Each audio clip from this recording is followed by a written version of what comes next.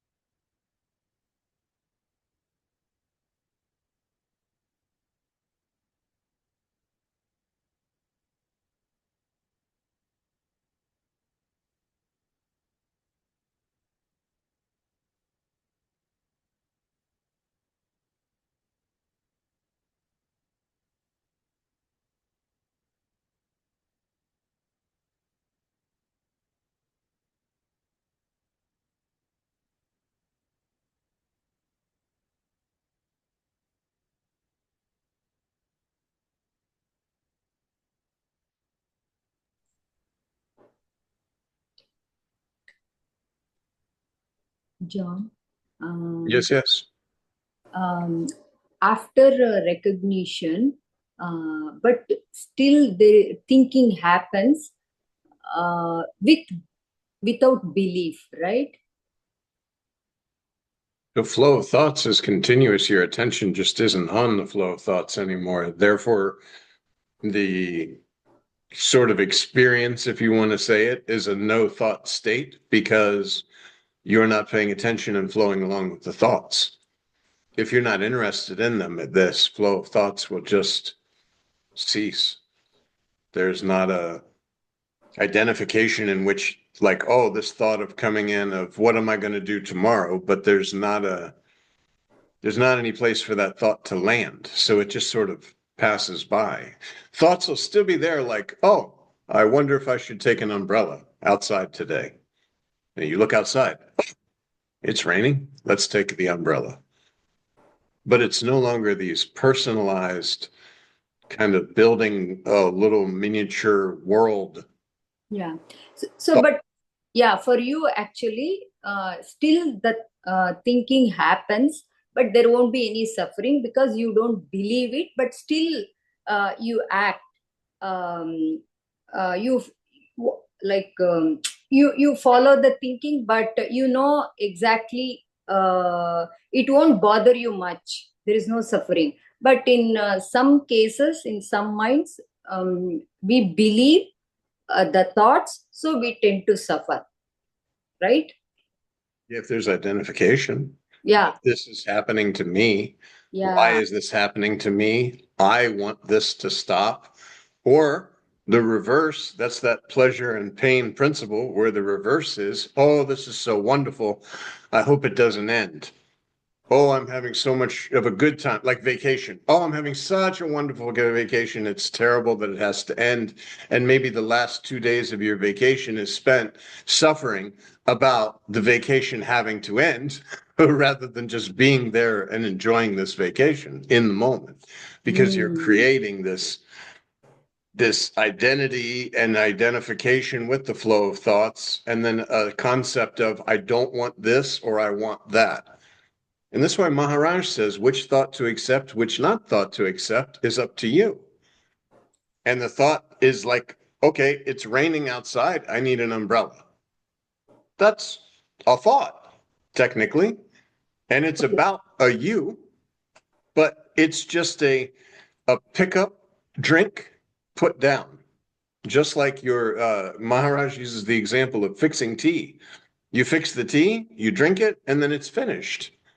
And you don't go in and mentate about the tea and all that. It's just like, okay, I just had a cup of tea.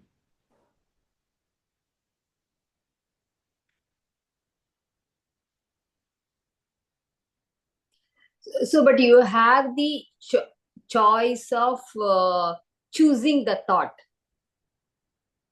Thoughts are flowing. Yeah. And when you choose the thought, basically, like we were just speaking about, like I'm thirsty. That's a thought. And that's okay. I'm responding to a body-based stimulus. I'm thirsty. So therefore, I get a drink. But it's very different than, oh, my manager is not pleased with my work. I might lose my job. If I lose my job, I'm going to worry about my bills. What am I going to do? This is totally different. This is like the suffering thoughts because of identification, projection. And there's a lot of places for these thoughts to stick because you're creating this identity in which all this bad stuff could potentially happen. Mm. Rather than I'm thirsty, I get Mm. a drink, I put it down, and it's finished. There's no more need to think about it. Yes. Even you could say, oh, wow, that was a very delicious, refreshing drink. Okay, but then that's finished. It's not it's not like, oh, I wonder if I'm going to be able to have liquid anymore. Like, if I don't get liquid, then my body will dry up and I will get, or I'm Google searching, how long can the body be without liquid or something like this. That's the same kind of concept as my vacation is ending. And the last 2 days of my vacation, I'm spending troubled that my vacation is ending.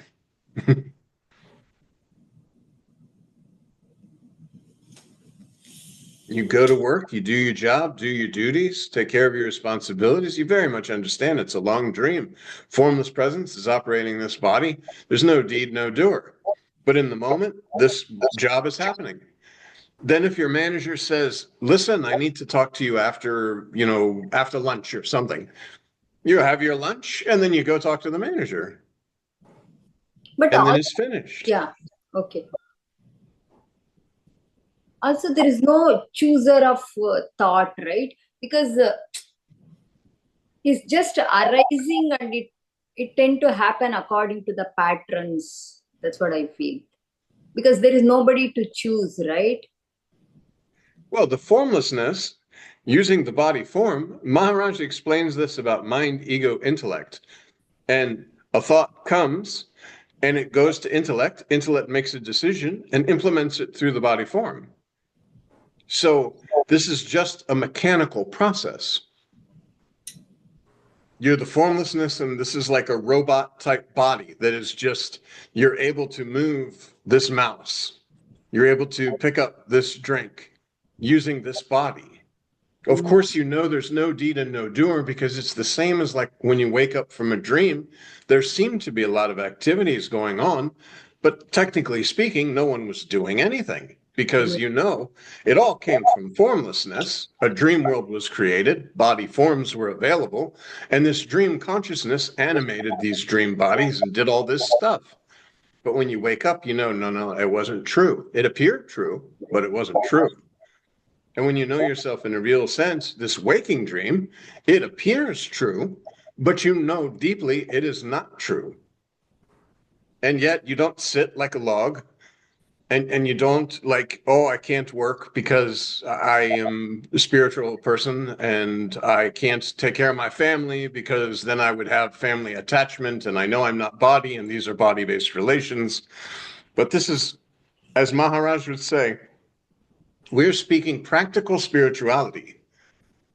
Practical spirituality is your day-to-day life while you're holding this body. These appearances are going to appear. And you just do your job, do your duties, as if you're acting in a very nice play.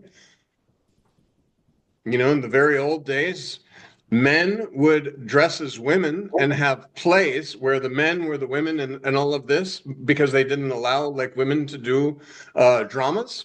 So the men had to dress like women in order to do drama. But there's just a role you're playing. Maharaj uses also the example of the King Lear. Okay, you play the king very, very nice, but you don't go and try to get the throne, because it's just a play. But I'm going to play this role very well in the moment. Yeah, actually, it's moment to moment, right? There is nothing like too much to plan for future or Correct. the next, because what arises in the next moment, we don't know. Correct. It's spontaneous action in the moment. Do your job, do your duties, take care of your responsibilities, move on. It's like channel surfing. When you know yourself in a real sense, the entire world is as if you're sitting in front of the television and you go to a channel, you're totally involved in that scene. And then at the same time, you just flip it to another scene. You forget about that scene, and now and then you're totally involved in this scene. And then that goes away. And again, totally involved. And you're not worried about like, oh, I didn't catch this part of the show, or I'm missing this, or what happened there, or what's going to happen next. It's just scenes appear and disappear before you. Occasionally there might be the touch of, oh, this is a very important thing. So, okay, in the moment, you do whatever needs doing, just like water. Okay, it's important I drink this for sustenance or whatever. I drink it, I put it down, and it's finished. Yeah, the drinking water, it is like forcibly, it happens. You can't even plan, or you can't even decide anything whether to have it or not. It is something very strong force. It will move you to have that. Body is sending the signal. goes to intellect, make a decision. I need water. I need food.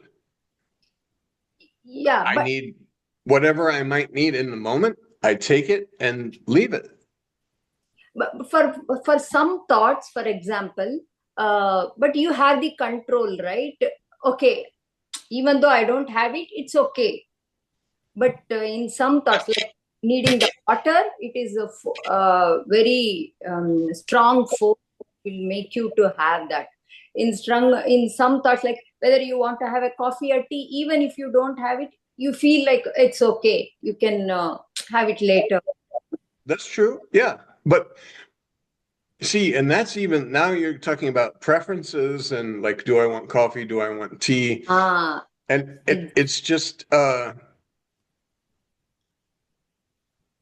you could say, oh, okay, I have two different teas here. I have lemon chamomile and I have moringa. Which do I prefer? Okay, I take this. If you're saying, oh, I want lemon chamomile, I left it at home, okay, that could be a thought. But then you're thinking, oh, I should bring it. You don't like continuing. There's no continuous meditation because there's no you. When you know yourself in a real sense, there's no place to stick these sticky thoughts. There's just like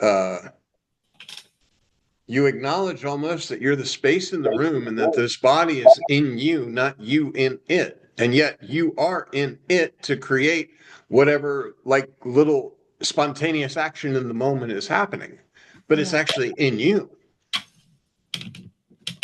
And that can be very helpful too if you're going into a meeting that you really don't want to be in and you concentrate on the space in the room and know that all of this is occurring within that space and that space is your own self. So now you don't have to be so particular like the person who bothers you all the time in a meeting and you have to sit there, oh, here they go, talking all this stuff again, I have to listen. No, because, and see, that's a thought process, but you can instead say, oh, okay. It's almost like it's like a little puppet show because you're not identified as a you that things are being directed to, and you don't take things personally. That's why Nisargadatta Maharaj used to say, if somebody says you're a very great saint, okay. If somebody says you're a very bad saint, okay, because they're not speaking about him. They're speaking about a body that they believe is him that he knows is not. So there's no like, oh, I take offense to what you're saying because you are my own self. And all of this is occurring within myself. It's a puppet show where the selfless self is animating all these. And then that flips you right back in. Okay, what is that exactly? How do I relate? A dream. When I lay down to sleep at night and all the activities, all the conversations, all the everything that appears to be happening is just a puppet show. And the formlessness is creating this puppet show.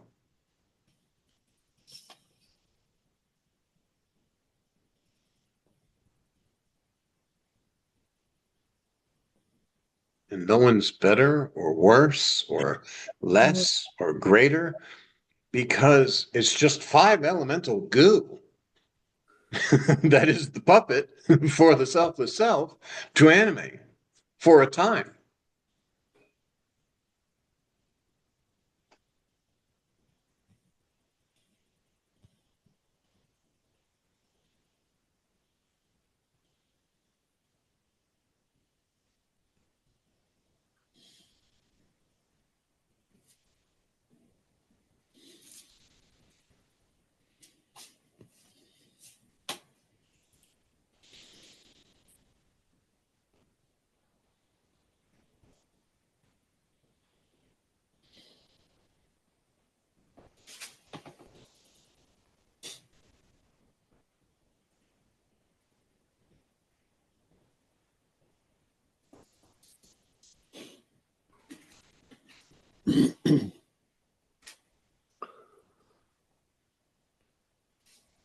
But still, there is no good and bad, but we have to be um, careful, like we can't do whatever we want, right?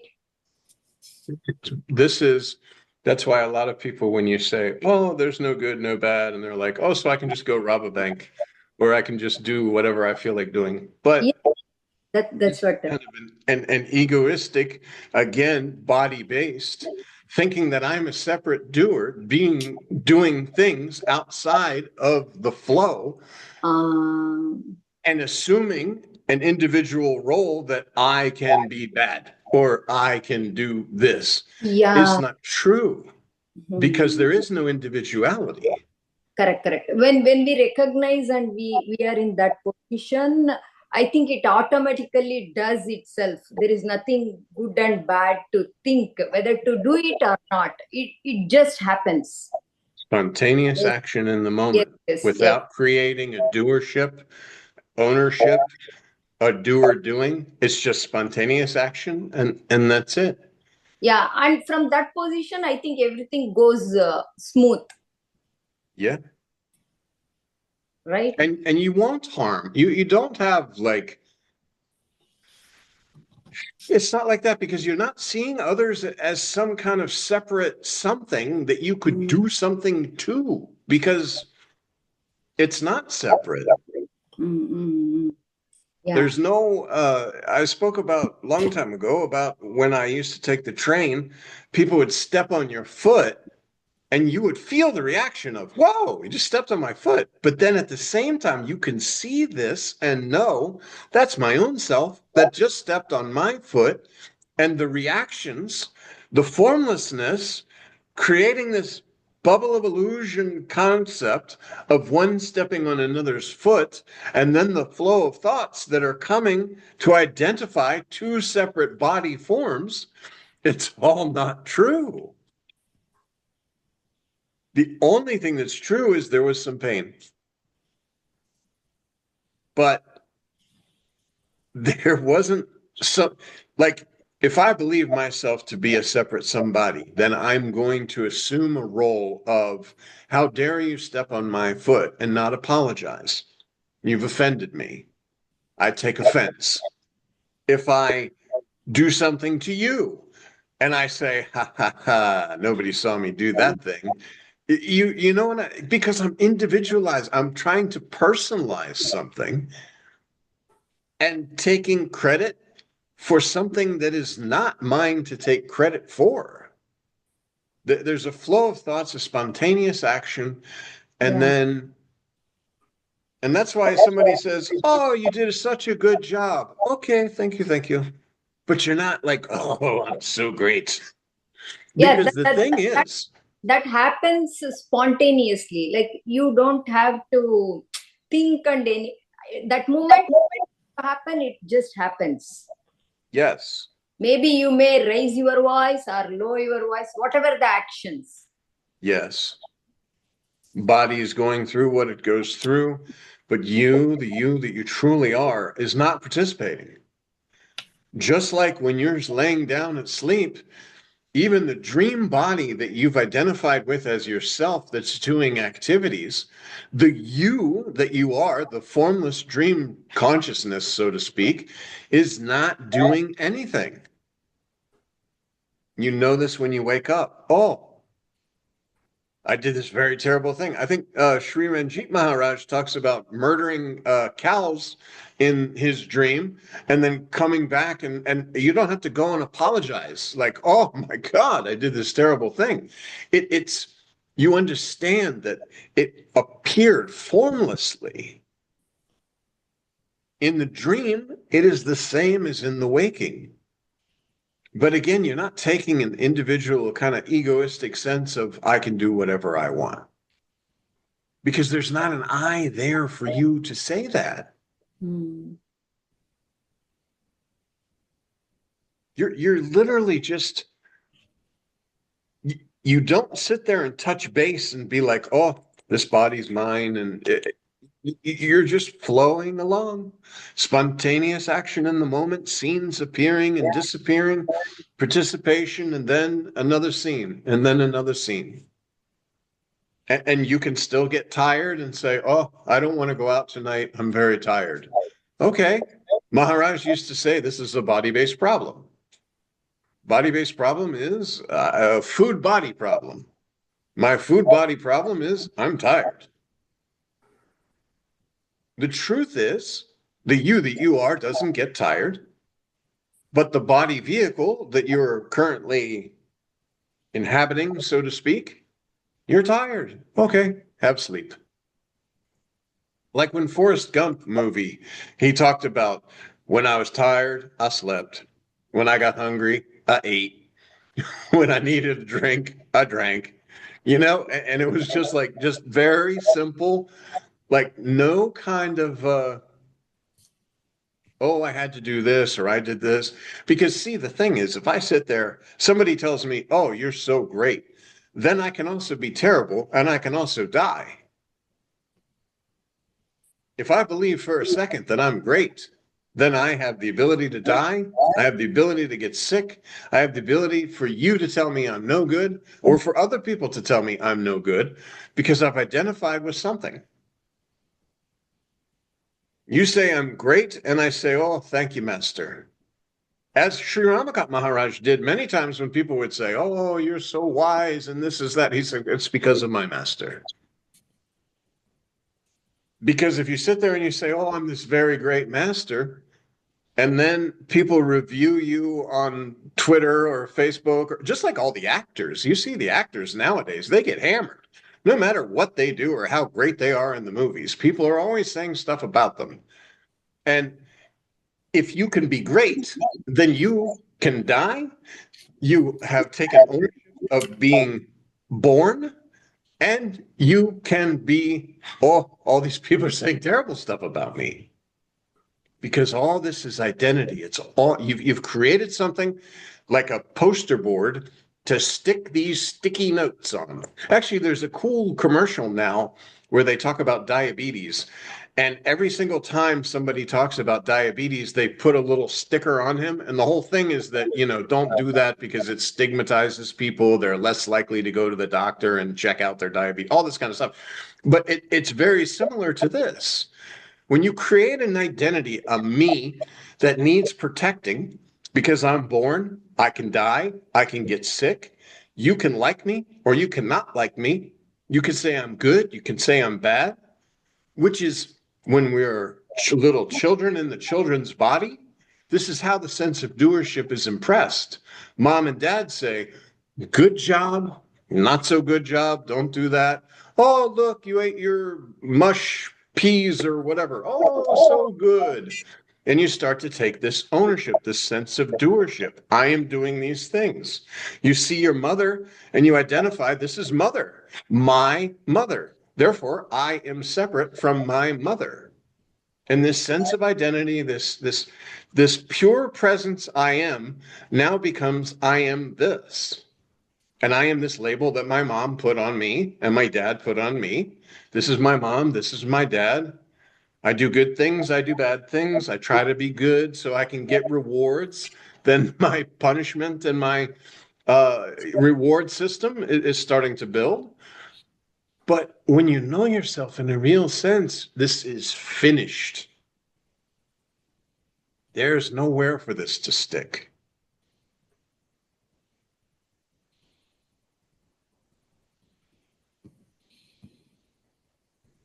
So basically, all these is virtual reality. All these appearances. Well, you're formless, and you will be formless. You can't change that. Like prior to beingness, you are. After beingness, you are. And that's why Maharaj says something came out of nothing and goes back to nothing. The something is this world that we are appearing in, appears for a time. The five elemental play, the gunas, whatever you want to say, the body is the dream, basically, the long dream of being a body in a world, having experiences. But it's not true. And the nice thing is, you don't have to wait until you leave the body. You can know yourself in a real sense now, still be participating fully, And yet, when the doctor says, you know what, you only have 2 weeks to live. Okay, this is sad, and maybe you're mourning yourself a little bit, but you know, I'm not dying. Mm. I'm not going to die because I wasn't born. And that's why we just said, if I take that I am great, I have to take I am bad. I have to take I am born, which means I have to take I can die.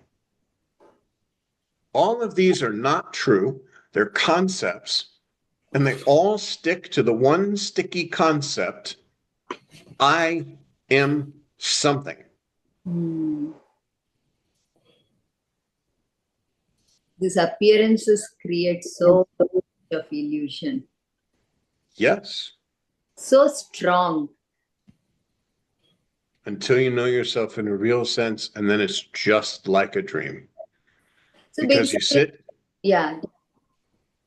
when you sit and you meditate, the first is that subtle sense of presence. You identify with yourself with the subtle sense of presence. Now you've eliminated the body, the world, all of this, because I'm more like presence than I am like this body. And then after a while of concentrating and really having awareness of the presence or presence with presence, oh, whether presence is there or is not there, I am, Mm. because this was there prior to presence, because presence was witnessed, so to speak, presence was experienced, and I have to be there prior to any experience. Prior to anything happening, I have to be there. There has to be somebody there. Knock, knock on the door. Who's there? Nobody's there. But somebody has to be there to say nobody's there. The sense of existence has appeared to you. And with that knowingness, a knower was spontaneously created. And then so many things to know appeared. Because, oh, I am. I am something. I know myself. Boom. Just as when you lay down and sleep, here I am. The body is sleeping. There's nothing. Quote, deep sleep. No sense of you, no sense of world, no sense of body, no sense of anything. Stirs just for a moment the sense of existence. Dream consciousness immediately emerges, and a dream world is within it. Pow, just spontaneous, an entire world is created, populated, and you immediately identify with the dream character inside the dream world, believing yourself to be something separate with activities, with experience. When you wake up in that, you realize it wasn't true. The most wonderful, you could be swimming in your dream and wake up and you're not wet. And yet, just a few seconds before waking up, you were swimming. You were having the experience of swimming. You could feel the water. You could feel your body moving in the water. And you wake up and you realize, I'm not wet, and it wasn't true.